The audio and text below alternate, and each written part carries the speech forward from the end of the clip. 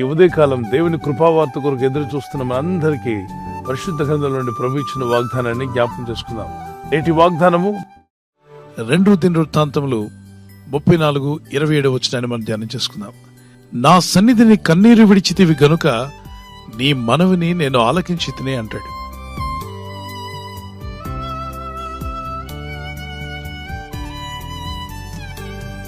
ఇక్కడ దేవుడు తన భక్తులతో మాట్లాడే విధానాన్ని మనం ఆలోచన చేస్తే, నా సన్నిధిలో నువ్వు కన్నీరు విడిచావు గనుక నీ మనవి నేను ఆలకించి ఉన్నాను. కష్టం వచ్చినప్పుడు, బాధ కలిగినప్పుడు కన్నీళ్ళు వస్తాయి. స్త్రీలు కన్నీళ్ళు ఎక్కువ పెట్టుకోవచ్చు, పురుషులు కన్నీటిని దిగమింగుకున్నా దుఃఖం అనేది ఉంటుంది. కానీ ఒక రాజు ప్రాణ సంకటం కలిగినప్పుడు హిజ్కియా దుఃఖంతో దేవుని వైపు తిరిగి ప్రార్థన చేయడం ప్రారంభించాడు. కన్నీళ్లు కార్చాడు, వేడుకున్నాడు, ఓ దేవా నాపై కనికరించు. నేను యవ్వన కాలంలో ఉన్నప్పుడు నేను ఎలా నీ మందిర విషయంలో సేవలు చేశానో, నీవు నాకు ఇచ్చిన అవకాశాలను ఎలా వాడుకున్నానో సేవ చేయడానికి ఒక్కసారి జ్ఞాపకం చేసుకోమన్నాడు. ఇతను కన్నీళ్లతో ఏడ్చి ప్రార్థించుట దేవుడు గమనించాడు. దేవుడు మనల్ని గమనించేవాడు. దేవుడు మన ప్రార్థనలు ఆలకించేవాడు. మన ప్రవర్తనను ఆయన గమనిస్తున్నాడు. With tears he prayed in the presence of the Lord, and God says, in my presence you cried, I saw your tears, I will save you. అదే విషయాన్ని ప్రభు అని దేవుడు మాట్లాడతాడు. 2 రాజుల గ్రంథము 20వ అధ్యాయం 5వ వచనంలో, నీవు కన్నీళ్లు విడిచుట నేను చూచితిని, నీ ప్రార్థన నేను ఆలకించున్నాను, నేను నిన్ను బాగు చేసేదను అంటాడు. నీవు దేవుని సన్నిధిలో, యెహోవా సన్నిధిలో కన్నీళ్లు కార్చితివి గనుక నీ ప్రార్థన నేను అంగీకరించానన్నాడు. నీ బంధువుల ముందు కన్నీళ్లు కార్చావు, నీ ప్రార్థన అంగీకరిస్తానల్లా. నీ రక్త సంబంధుల ముందు కన్నీళ్లు కార్చావు, నీ వీధి వాళ్ళ ముందు కన్నీళ్లు కార్చావు, నీ స్నేహితుల ముందు కన్నీళ్లు కార్చావు, కాబట్టి నీ ప్రార్థన వింటానని దేవుడు అనలా. నా సన్నిధిలో నువ్వు కన్నీళ్లు విడిచుట్టు నేను చూశాను కనుక నీ ప్రార్థన నేను ఆలకిస్తున్నాను. హన్నా ఎన్నో ఏళ్లగా గుడ్రాలుగా ఉంది, పిల్లలు లేనిది అని ఎన్నో మార్లు పిలువబడింది. హన్నా వెళ్లి దేవుని సన్నిధిలో మొరపెట్టింది. 1 సమూయేలు 1వ అధ్యాయం 10వ వచనం, బహు దుఃఖాక్రాంతురాలై వచ్చి యెహోవా సన్నిధిని ప్రార్థన చేయుచు బహుగా ఏడ్చుచు. మరి ఎంతగా ఏడ్చిందంటే ఆమె జీవితంలో ఉన్న కష్టాలన్నీ చెప్పుకుంటూ ఏడ్చింది. ఎవరి సముఖమందు? దేవుని సముఖమందు. అత్యంత కోప కారణము చేత తన ఆత్మను కుమ్మరించుకుని కన్నీళ్లు కార్చింది. ఎప్పుడైనా మీకు అత్యంత కోపం వస్తే ఏం చేస్తున్నారు? ఇంట్లో వస్తువులు పగల కొడుతున్నారా? చేతిలో సెల్ ఫోన్ ఇసిరి కొడుతున్నారా? మీకు అత్యంత కోపం వచ్చినప్పుడు నోరు జారుతున్నారా? ఇతరులను శపిస్తున్నారా? మిమ్మల్ని మీరు శపించుకుంటున్నారా? నాకెందుకు ఈ సమస్య, నాకెందుకు ఈ బాధ, దురుసుగా మాట్లాడేవారుగా ఉంటున్నారా? మీ కోపం మీకు ఏం చేస్తుంది? హన్నా అన్నటువంటి ఆమెకున్నటువంటి అత్యంత కోపము ఆమె ఎక్కువగా ప్రార్థించేలా చేసిందట. అంటే నాకు తెలిసి ఈమెకు కోపం వచ్చినప్పుడల్లా ఆ కోపాన్ని ఎవరి మీద చూపించకుండా దేవుని దగ్గర ప్రార్థించట్లు గడిపింది. ఇలాంటి కోపం మేలే. కోపం వస్తే ఏం చేశాడు అంటే ప్రార్థనలో ఉన్నాడు. ఆమె కోపం వస్తే ఏం చేస్తుంది? ప్రార్థనకి వెళ్తుంది. మరి ఆమె ఏడ్పుకి ఏమన్నా సమాధానం వచ్చిందంటే అద్భుతమైన సమాధానం పొందగలిగింది. దేవుని సన్నిధిలో ఏడవబట్టి దేవుడి సన్నిధిలో ఆమె దేవుని యుద్ధ నుండి వచ్చే సానుభూతి పొందింది, కరుణ పొందుకుంది. ఈ వాగ్దానం వింటూనే ఒక కీర్తన పాడుకుందాం పిల్లరా. కన్నీరంతా తుడుచును, కనుపాపవలె కాపాడును. కన్నీరంతా తుడుచును, కనుపాపవలె కాపాడును.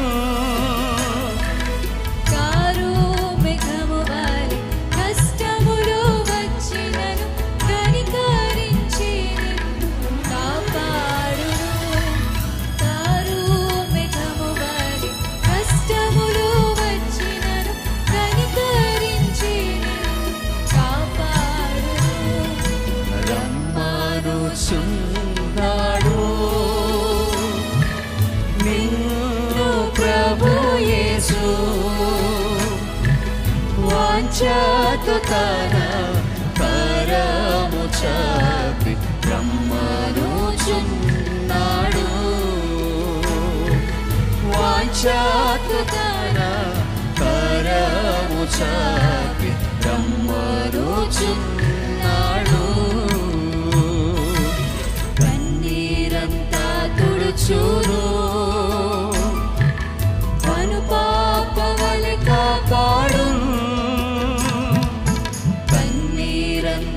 తుడుచును, కనుపాపవలె కాపాడును.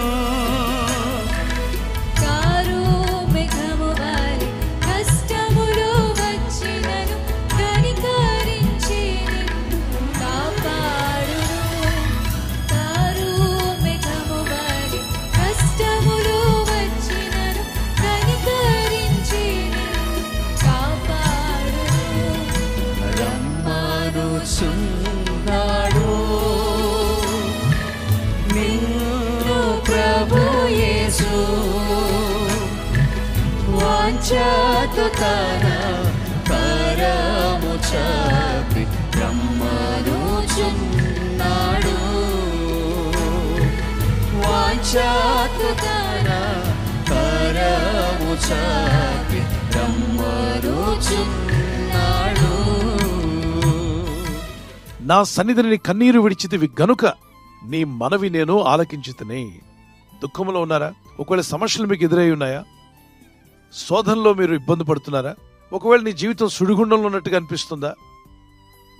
ఈ జీవిత సాగరం ముందుకు సాగలేకపోతున్నాను, సముద్ర కెరటాలు ఎదురొచ్చినట్టుగా ఈ బ్రతుకు నావను నడిపించుకోలేకపోతున్నాను, నా కుటుంబం అనేటువంటి ఈ నావను ముందుకు తీసుకుని వెళ్ళలేకపోతున్నాను, కన్నీళ్లతో దుఃఖంతో ఏడుస్తూ ఉంటే ఈ మాట నీకోసమే. దేవుని సన్నిధానంలో కన్నీళ్లు ఖర్చు. నీవు దేవుని సన్నిధిలో కన్నీళ్లు ఖర్చే వ్యక్తివైతే నిన్ను మరి ఎక్కడ కూడా కన్నీరు ఖర్చకుండా దేవుడు చూసుకుంటాడంట. నువ్వు దేవుని వైపు చేతులెత్తి ప్రార్థించే వ్యక్తిగా ఉన్నట్లయితే ఏ మనిషి ముందు కూడా చేయి చాపకుండా దేవుడు నిన్ను ఆదుకొని కాపాడి నీ ప్రతి అవసరమైన మహిమైశ్వర్యం చొప్పున తీర్చబోతున్నాడు నేను నమ్ముచున్నాను. నువ్వు దేవుని సన్నిధిలో మోకరించే వ్యక్తిగా ఉంటే మరి ఎవరి ముందు నువ్వు మోకరించాల్సిన అవసరం లేదు. నీ నోటి నిండా నవ్వు ఉంచే రోజు వచ్చునుగాక. నీ దుఃఖం సంతోషంగా ప్రభు మార్చునుగాక. మీరున్న చిక్కుల్లో నుండి మిమ్మల్ని విడిపించునుగాక.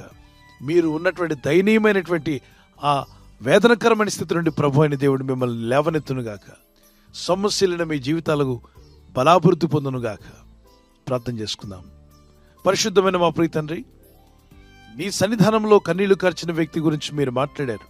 నీవు నా సన్నిధిని కన్నీళ్లు విడిచితివి కనుక నీ మనవి నేను ఆలకించి ఉన్నానన్నారు. హిజ్కియా రాజు ప్రార్థించినప్పుడు కూడా మీరు అదే చెప్పారు. నీ కన్నీళ్లు నేను చూస్తున్నాను, నీ ప్రార్థన నేను ఆలకించాను, నేను నిన్ను బాగు చేస్తాను, ఇక నువ్వు దేవుని మందిరానికి ఎక్కి వెళ్ళదు. అవును ప్రభా, మేము బాగుపడినప్పుడల్లా మా కన్నీళ్లు మీరు చూస్తారు. మేము ఏ ఇబ్బందిలో ఉన్నా నీ సన్నిధానంలో కన్నీళ్లు కార్చి ప్రార్థించే అనుభవంలోకి నడిపించండి. నీ పాదాలు పట్టుకొని నీ పాద సన్నిధిలో కన్నీళ్లు కార్చి ప్రార్థిస్తూ ఉండగా నీ ప్రజల్లో ఉన్న ప్రతి సమస్య నుండి వారు బయటపడదురుగాక. ఈరోజు ప్రార్థించి ప్రయత్నించబోతున్న శంకుస్థాపన అయిన, గృహప్రవేశమైన, ఒక బిజినెస్ ప్రారంభిస్తున్నా, ఉద్యోగ ప్రారంభానికి వెళ్తున్నా, ఒక మంచి కార్యక్రమాన్ని ప్రారంభిస్తుండగా నేను వారి బిడ్డల వివాహం కొరకు ప్రయత్నాలు చేస్తుండగా వారు చేస్తున్న ప్రయత్నాలు ఫలించలాగున మీ దూతలకు ఆజ్ఞాపించండి. మీరు ఆజ్ఞాపిస్తే కార్యాలు జరుగుతానైనా ప్రభు. ఎవరైతే అనారోగ్యం, బలహీనత అనే అంధకారంలో వారి జీవితం ఉన్నదో అటువంటి వ్యాధి రోగాలను వెళ్ళగొట్టి ఈ వెలుగును ఉదయింపచేసి నీ గాయపడిన హస్తంతో వారి క్రిటికల్ సిచ్యువేషన్ నుండి, వ్యాధి రోగముల నుండి, రోగ పడకల నుండి వారిని లేవనెత్తి స్వస్థపరిచి నీ సాక్షిగా వారిని వాడుకోనైనా. ప్రయాణం చేసి బయటికి వెళ్తున్న వారు మళ్ళీ తిరిగి క్షేమంగా ఇళ్లకు వచ్చేందుకు సాయం దయచేయండి. ఆ ప్రయాణాల్లో నీ కాపుదలు ఇవ్వండి. ఎటువంటి యాక్సిడెంట్స్ కానీ ప్రమాదాలు కానీ గురి కాకుండా నీ కాపుదల యేసు నామములో ప్రతి ఒక్కరికి కలుగునుగాక. వారు ఎదుర్కొన్నటువంటి శోధన, శ్రమ, కష్టము, బాధ ఏదైనా దాని నుండి తప్పించగల శక్తిమంతుడా నీ నామములో ప్రార్థిస్తున్నాం. ఇదిగో ఈ వాగ్దానం ఎత్తి అందరైతే ప్రార్థిస్తూ ఉన్నారు, నీ సన్నిధానంలో కన్నీళ్లు కారుస్తూ ఉన్నారు, ఈ దినం ఆ విధంగా ప్రార్థించాలని ఈ వాగ్దాన ప్రకారంగా ప్రభు సన్నిధిలో నేను నా కుటుంబం ప్రార్థిద్దామని తీర్మానం చేసుకుని ప్రార్థిస్తారు. వారి జీవితాలకు కూడా గొప్ప జవాబులు రావాలని ప్రార్థిస్తున్నాను. నువ్వు ఆశ్చర్యకరుడు, అద్భుతకరుడు, ఆలోచనకర్తవు. నీకు అసాధ్యమైందంటూ ఏదీ లేదు. దయగల మా తండ్రి, నీ ప్రజలను బలపరచుటకు నీ దయ చూపండి. మీ కరుణ చూపి వారిని లేవనెత్తండి. ఆపత్కాలంలో నాకు మొరపెట్టుము, నేను విడిపిస్తాను, అప్పుడు నీవు నన్ను మహిమపరిచేదు అని చెప్పావు. ఇదిగో ఆపదలో ఉండి కన్నీళ్లు కార్చి ప్రార్థిస్తుండగా ఇప్పుడే వారికి విడుదల వచ్చునుగాక. మేమంతా తిరిగి నిన్ను మహిమపరిచేవారుగా ఉందుముగాక. ఈ వాగ్దానం ఎత్తి ప్రార్థించిన ప్రతి బిడ్డ జీవితంలో వారి దుఃఖమును సంతోషంగా మార్చి మహిమ పొందమని యేసుక్రీస్తు వారి యొక్క పరిశుద్ధ నామములో అడిగి వేడుకొనుచున్నాం మా పరలోకపు తండ్రి. ఆమేన్. ఆమేన్. బర్త్డే ఉన్నటువంటి వారు మీకు మా ప్రత్యేక ప్రార్థనలు. Happy birthday to you, many more returns of the day. మీకు వాగ్దానము జెఫన్యా 3:15. ఇక మీదట మీకు అపాయం సంభవింపదు. Never again will you fear any harm. Never again will you fear any harm. What a wonderful promise. ఈ వాగ్దానం మీ పట్ల నెరవేరాలని ప్రార్థన చేసుకోండి.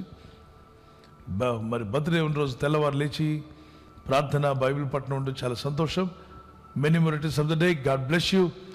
మీకు ఆయుర ఆరోగ్యములు ప్రభు దయచేయాలి మా ప్రార్థన. ప్రభు ఈ వాగ్దానంతో మిమ్మల్ని ఆశీర్వదించునుగాక. ఆమేన్. God bless you. మరి వెడ్డింగ్ యానివర్సరీ జరుపుకునే వారికి happy wedding anniversary. Many more returns of the day. May the Lord continue to bless you. The promise of God for you, Psalms 128 verse 5. May the Lord bless you from Zion. సియోనులో నుండి యెహోవా నిన్ను ఆశీర్వదించును. సియోనులో నుండి యెహోవా నిన్ను ఆశీర్వదించింది 128వ కీర్తనలో ఉంటుంది. ఆ కీర్తన మొత్తం చదవండి, అది మీకోసమే అనుకోండి. అద్భుతమైన విషయాలు కుటుంబాల కొరకు, భార్యాభర్తల కొరకు, పిల్లల కొరకు రాయబడ్డాయి. ప్రభు అక్కడ ఆలస్యమైతే మీరు సిల్వర్ జూబ్లీ, గోల్డెన్ జూబ్లీ, అవసరమైతే ప్లాటినం జూబ్లీ కూడా చేసుకునేంతగా ప్రభు మిమ్మల్ని దీవించి ఆస్వాదించునుగాక. ఏ వయసులో వారైనా మీరు భార్యాభర్తల మధ్యలో ఐక్యత, ఏక మనసు, లవ్ అండ్ ఎఫెక్షన్ ఇంక్రీజ్ అవునుగాక. ఆమెను చెప్పండి. God bless you. ప్రభు మీ కుటుంబాలు దీవించాలని ఈ వాగ్దానంతో ఎత్తి ప్రార్థించండి. ఇద్దరు కలిసి ప్రార్థన చేయండి, కలిసి బైబిల్ చదవండి. It's a blessing for you. I'm praying for your life. God bless you. ఈ ఛానల్ మీరు సబ్స్క్రైబ్ చేసుకోవడం వలన 2 పనులు జరుగుతున్నాయి. ఒకటి, సువార్త జరుగుతున్నది, ఆత్మలు రక్షించబడుతున్నాయి. రెండవది, పేదలకు, అనాథలకు ఈ ఛానల్ ద్వారా సహకారం అందించడం జరుగుతుంది. మనం సబ్స్క్రైబ్ చేసుకోవడం వలన అందరికీ సహాయం చేసిన వారమవుతున్నాం. ఖచ్చితంగా ఈ యూట్యూబ్ ఛానల్ ను సబ్స్క్రైబ్ చేసుకొని బెల్ బటన్ ను క్లిక్ చేయండి. మీకు వెంటనే మెసేజెస్ పంపబడతాయి.